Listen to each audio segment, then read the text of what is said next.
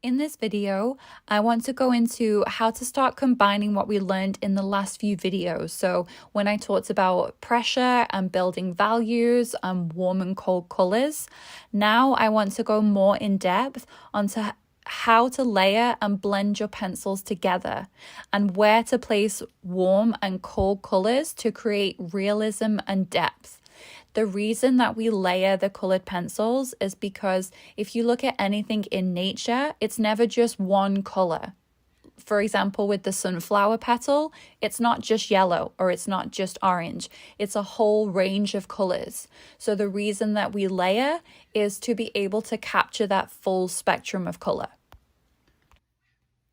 The biggest thing when it comes to realism, and you will hear me say this frequently throughout my videos, is that when it comes to realism, getting the correct depth and contrast, so your values, is the most important part of making a drawing stand out. So the first thing that you want to do is using the lightest color in your color palette is just really gently and with light pressure lay down a layer that is going to work as your base layer. So here is an example. This is fairly light pressure that I'm using here. You don't want to color in the circle. So as you can see here, I'm pressing a lot harder. I'm using harder pressure and you can see the yellow is a lot more vibrant.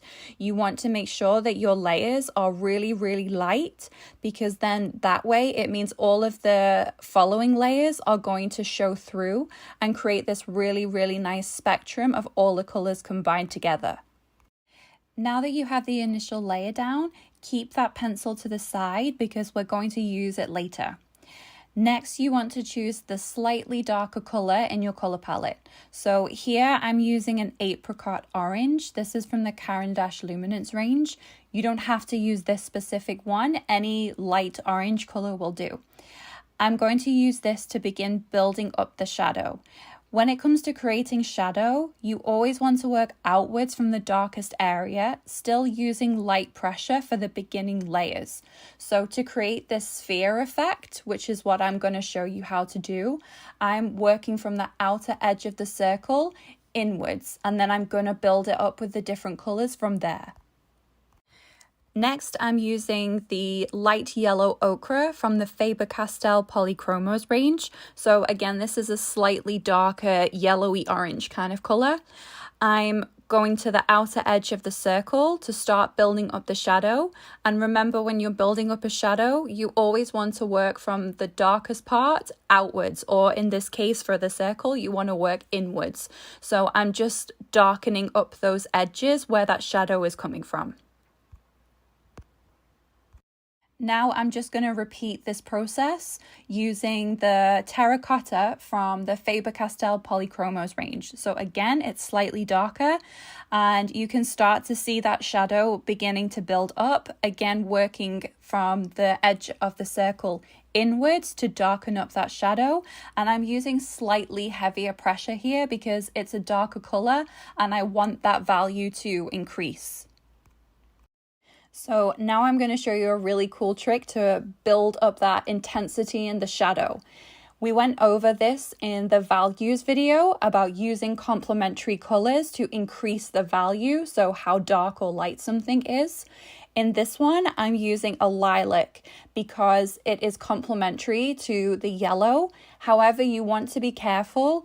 If you're using a very vibrant yellow, you want to make sure that the lilac or the purple that you are using isn't too blue because then it's going to turn green. So generally, the more yellow something is, the more on the purple side you want to go for the complementary color. The more orangey it is, the more you can go towards the blue end of the spectrum.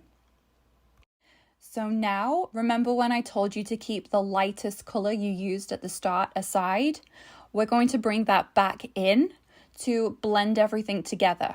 So you can use slightly harder pressure here than you did at the start. The great thing about this yellow is it's a nice warm yellow. So not only is it going to accentuate the lighter area where the highlights, so where the light is hitting the circle or the sphere, it's also going to smooth everything out and those initial layers together. Now that you have all of those base layers down and you can start to see that shadow building, here is where you can start bringing in the darker colors. So I'm going to start accentuating this shadow using the Caran d'Ache Luminance Dark Flesh pencil. Now I'm using a Prismacolor Violet. This is a much darker purple than the lilac that I used earlier on. The reason that I'm only bringing it in now and didn't use it earlier is because it's a much darker purple and it would overpower the yellow that I used earlier. So remember in the values video where I talked about the two pencils that you're using to complement each other should be fairly equal in their value. If one is too dark, it will overpower the other. Now I'm just coming back in with the apricot pencil just to smooth everything out, blend everything together a bit more as I was doing earlier on with the yellow. One of my favorite ways to blend my later layers of pencil together is by using the lightest colors that I used for my initial layers. It just works really nicely. Lastly, I'm coming back in again with that bright yellow to really accentuate the highlight and the lighter area at the top of the circle. And I'm also going to just darken up that shadow a little bit using the dark flesh pencil again. So now you should be able to see this beautiful blend of shadow into highlight. This is how you layer and blend your pencils. Generally, how I layer my pencils together is I do about 2 to 3, maybe 4 layers of pencil, and then I will come in with either a lighter color or a white to blend everything together, and then come back in again with the darker colors to really build that up. And that is how I layer and build up my pencil layers.